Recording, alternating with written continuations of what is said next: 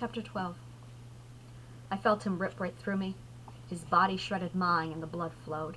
I buckled against the pang and I welcomed it. I felt like I was being fucked with a knife. I opened my eyes and saw William. The overhead light cast a dull orange over my kitchen table. Without a word, I took up a cigarette from my pack of Kratiks and lit it. I breathed deep the sweet taste of clove and inhaled. I wanted to kill. I wanted my swords. I needed to fight. William just stared, his mouth open like a dead fish. I looked at him, knowing the cold hate in my eyes, and I watched him cringe. I released another stream of smoke. William said nothing. He just sat and watched as I smoked. Sometimes silence is all you can say. After several long minutes, I smashed out the butt of my cigarette and continued. Within the next year, I would become their plaything. Joe and Pissant were neighbors. I would head on over to Joe's house, fuck him, and share a tent with Joe and Pissant, and armed with bows and knives, we slithered around the neighborhood pretending to be spies. With the war I fought at home, this play was a joke to me, but they accepted me. I watched their pissing contests, literal pissing contests, shared their porn, and lived like a boy that year. And when we were done, they toyed with me. It was all a game to me. They would fondle my breasts and stroke my leg. They would delight in seeing me respond. One would shove a hand down my pants while the other sucked my breast. One finger fucked me while I sucked a dick. I hated every moment. I hated myself and welcomed the war. My parents never knew, nor did they care enough to notice my absence. My crying was incessant, and as always, was ignored. One camp-out went as bad could go. Pissant and Joe were filthy, and I got sick. A week prior, Pissant had dropped his dick in the dirt, then fucked me with it. It was like fucking sandpaper. Just like sandpaper that grated the tender flesh of my vaginal walls like cheese. The pain was excruciating. I bore down and took it. Hey, at least I could feel something. The night of the camp-out, the pain from the infection was exceptional.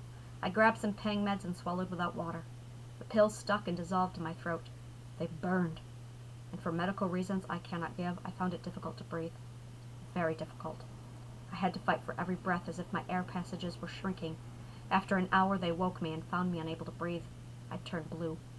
They took turns running to a stream to bring me water. It eased the pain and washed the burn away, but I still couldn't breathe. After nearly 2 hours, I slipped away. I opened my eyes to a cold room I had not seen before.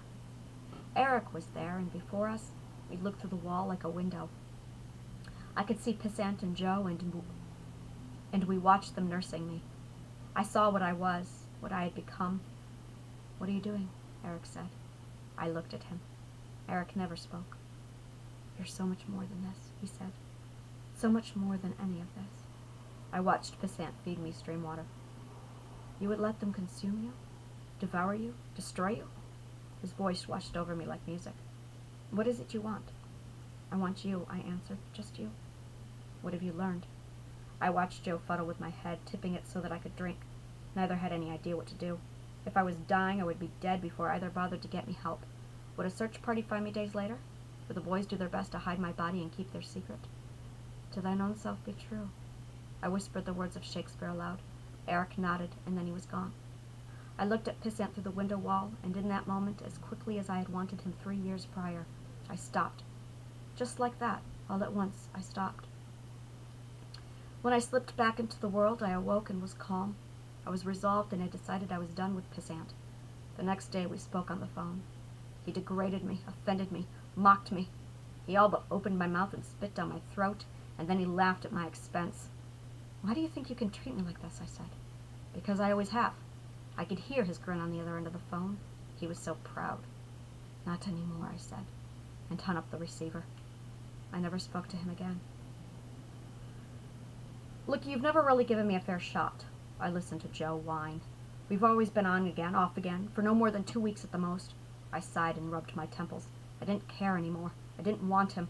I felt stronger, determined. I didn't need him. I didn't need anyone. But he was like a giant leech that drained the blood from me. No matter how much I kicked at him and shooed him away, he wouldn't leave. "What do you want, Joe?" "I want a fair shot." He wasn't asking.